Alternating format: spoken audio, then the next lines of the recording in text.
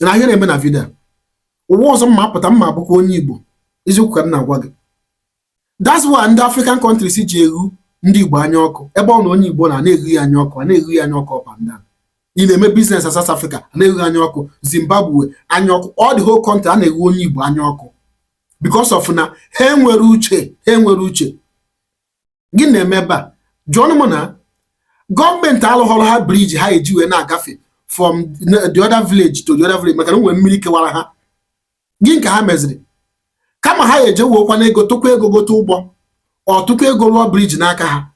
Gị ka ha mere agba nkịtị na-enene n'anya den ndị nke ma egwu mmiri jee were ego jee gote drone na-etizi ndị mmadụ n'ime drone were ebufe ndị mmadụ na mmiri etighị n'ime drone ekwuchie gị wee bufee gị na mmiri wee gaa the other side of the river. Na nke bụ eziokwu wee bụrụ that na ka ndị nwere ajụjụ a na obere ajụjụ onye enweghị uche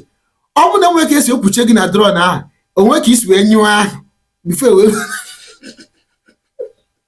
enwe ka isi wee nyụọ ahụ ịmakwana ahụ ya esiwu gị mfe a cross mmiri ekpuchidebe onye ekpuchidebe ọgwụ ị na-ahụ na ndị enweghị uche.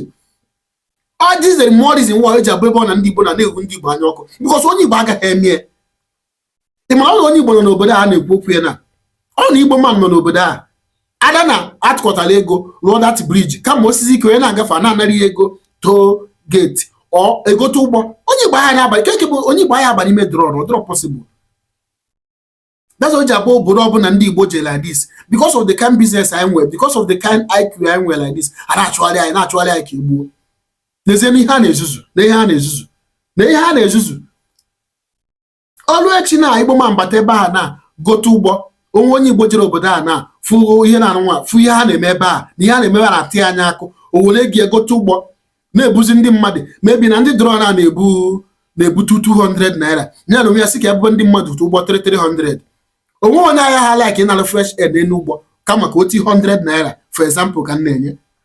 onye na ya like ka ọ banye ụgbọ kwụọ 300 lara na ịba ime drone kwụọ 200. Onye Igbo bido da biznes na ehubi anya ọkụ achụrụ ya ka egbuo ma ha nwere uche na ihe na-eme ebe a ụwa ọzọ mma apụta mma bụkwa onye Igbo eziokwu ka m na-agwa unu ụwa ọzọ mma apụta mpụtakwa ege mpụtakwa onye Igbo ka mma abụrịrị Chineke agọzika ndị Igbo amaka hoha. So ọ bụ na m chọrọ ịkros na River Niger wee jee Asaba mba n'ime drone wee jee Asaba maka na gọọmenti alụghọla anyị briji onye Igbo ya kwa eme ma ọ dịrọ possible Chineke ajụ onye a na-achụkwa Nigerians ka a na-achụ na South Africa a na-achụ Nigerians n'obodo a ọ bụghị Nigerians n'ọnwụ Igbo because ebe ọ na-ebịa anyị na-ebute business idea a na-ọkwa gọọmenti akịta bute business idea na ekwesị igote ụgbọ na 300 ga gwa business idea m nwetara ebe a na ọ na nje bitie ndị a na-egoro m ụgbọ nye ha nwe na-anyara m ụgbọ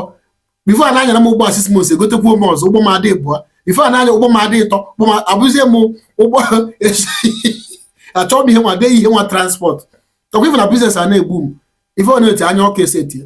na ịbịa na ị na-adị ịnara ha ị na-achị ịnakọrọ ihe nne dị n'obodo ha ị na-achị ịnakọrọ ha nke achụgharịba onye a ka egbuo ya ka ọ dịwagodo ndị be anyị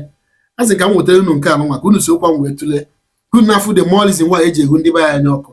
because most of these African countries na-ene n'anya ha enwere uche business Chineke agọzika ndị Igbo daalụ nọ ọfụma.